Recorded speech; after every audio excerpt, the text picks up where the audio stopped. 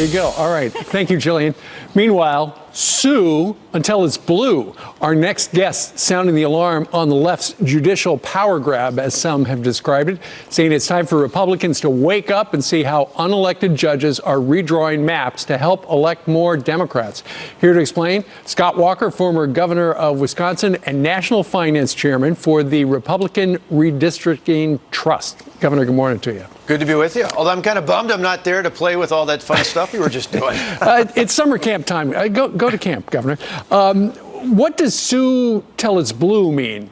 Well, what you've got is Eric Holder, with the support of Barack Obama, spending hundreds of millions of dollars across the nation, and they just go in from one state after the next, and they sue until it's blue. They're using the litigation process to take redistricting out of the hands of the people we elect, the people we hold accountable in our state legislative bodies, and trying to send it to the courts where they have friendly folks, many of whom have been appointed by some of their allies, and they're trying to sue to change the makeup, really, I think for a generation to come in terms of putting Democrats in power. All right, let's take a look at some headlines from the New York Times. Judges rule Michigan congressional districts are unconstitutionally gerrymandered. They also had Ohio congressional map is illegal gerrymander, federal court rules. Okay, so what happens is they start suing, and it's not necessarily a slam dunk that they're going to win, but it gets the ball moving, right? Right, in the time being, right, you've got actions by the courts, and that's what they do. This is the whole strategy of the left, is to keep going till they find a friendly judge, someone who's not directly elected and accountable to the voters, and try and sue. They did it firsthand in Wisconsin. They tried to take over our Wisconsin Supreme Court. Thankfully, we fought back just about a month ago, but their strategy was last year, this year, and next year to take over the Wisconsin Supreme Court so they'd have a friendly activist majority in the Wisconsin Supreme Court. They're doing it in Ohio, as you mentioned. They're doing it in Michigan.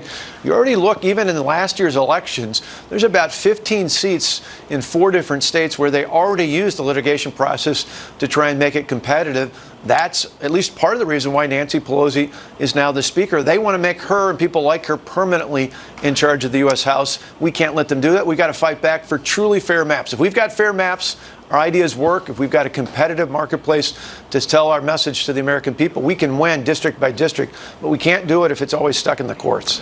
But, Governor, isn't it up to the state legislatures to figure out how to draw a district on the map? Well, that's exactly right. That's the way most people want it. They want it with people who they elect who are accountable. What they do, though, is they go from state to state and they try and litigate. They sue, they pick a state, and then they sue until it's blue. And that's the strategy we've seen used over and over again.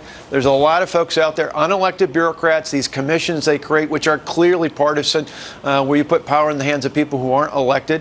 And then these judges, many of these federal judges who have lifetime appointments, right, and they love nothing more than to be activists out there. I appreciate the fact that the president tweeted about it, because I don't know that enough people understand just how significant this is. It's not just about the 2020 elections. It's about the fact that they could put in place maps across America that make it almost impossible for the next decade to win in these districts. Right, and that's why you are the finance chairman for the National Republican Redistricting Trust. Former Governor Scott Walker, sir, thank you very much for joining us live today. Thanks for having us on. All right.